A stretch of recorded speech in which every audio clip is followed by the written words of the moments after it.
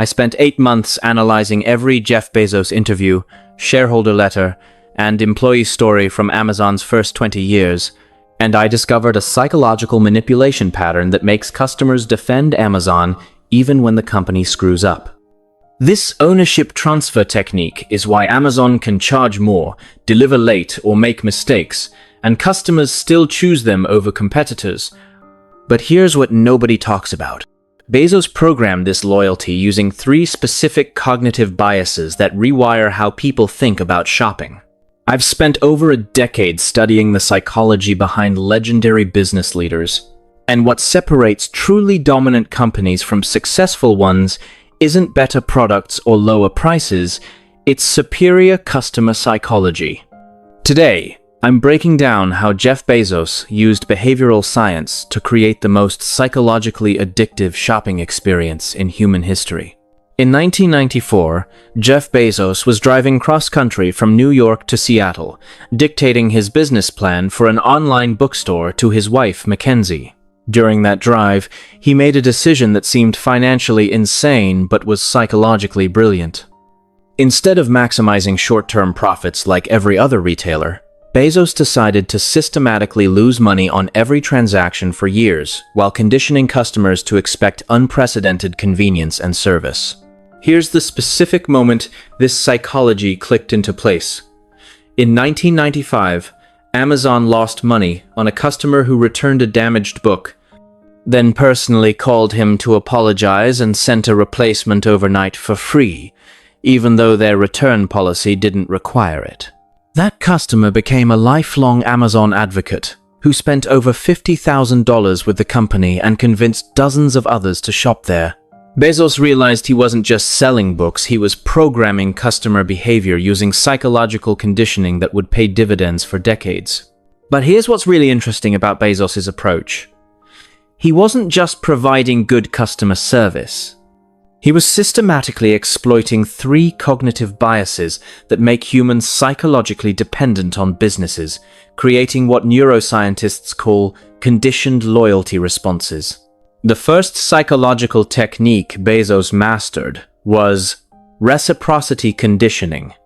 This exploits humans' deep psychological need to return favors, but Bezos weaponized it by giving customers unexpected value before they asked for it, triggering an unconscious sense of debt that customers feel compelled to repay through continued loyalty. Traditional retailers wait for customers to complain, then try to solve problems. Bezos flipped this psychology by solving problems customers didn't even know they had. Amazon started recommending products, tracking delivery precisely, and simplifying returns before customers expected these services.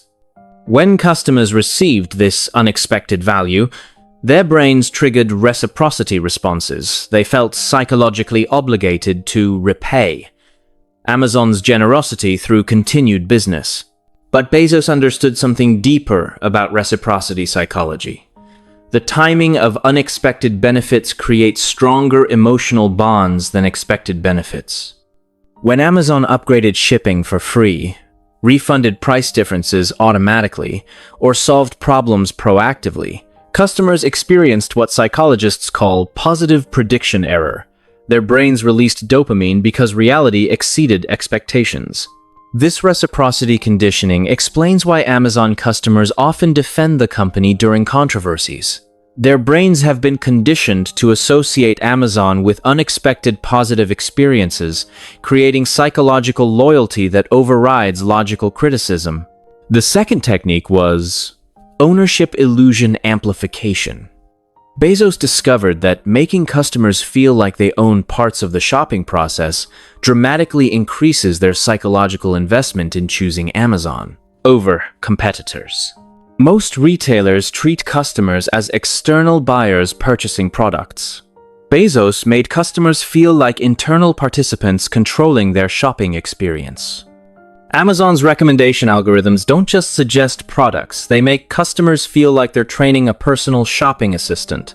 The customers who bought this also bought feature makes people feel like they're part of a community making collective purchasing decisions. But the most psychologically powerful ownership illusion was Amazon Prime. By paying an annual fee, customers weren't just buying shipping benefits, they were psychologically investing in Amazon's success. Behavioral economics research shows that when people pay upfront for future benefits, they unconsciously rationalize using those benefits to justify their initial investment. Prime members don't just shop at Amazon more frequently, they psychologically defend their Prime membership by convincing themselves that Amazon is superior to competitors. Their brains reframe Amazon purchases as smart utilization of existing investment, rather than choosing between retail options. This ownership illusion creates what psychologists call escalating commitment.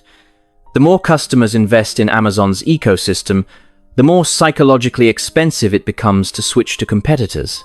The third technique was anticipation reward programming. Bezos realized that the psychological pleasure of expecting something often exceeds the pleasure of receiving it. So he systematically engineered shopping experiences that maximized anticipation rewards rather than just product satisfaction. Amazon's package tracking doesn't just provide logistics information, it creates anticipation rituals that trigger dopamine release multiple times before products arrive. Customers check tracking obsessively because each update provides small psychological rewards that compound into powerful shopping addiction.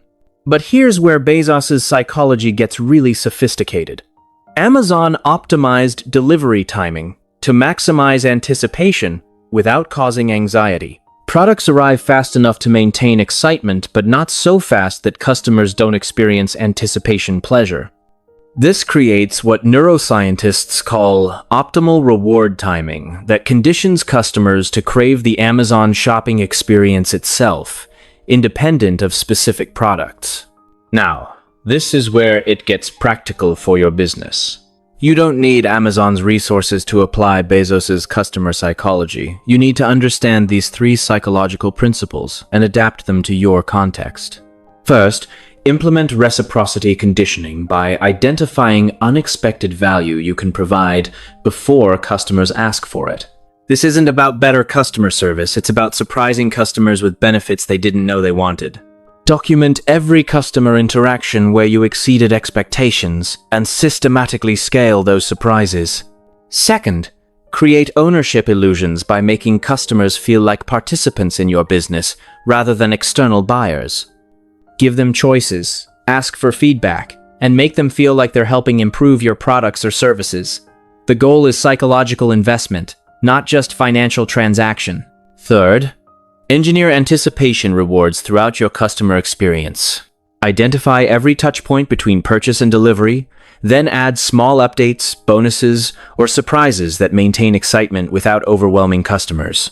The customer obsession psychology isn't just how Jeff Bezos built the world's most valuable retailer. It's a blueprint for how anyone can create psychologically addictive customer experiences that generate loyalty, independent of price or product quality.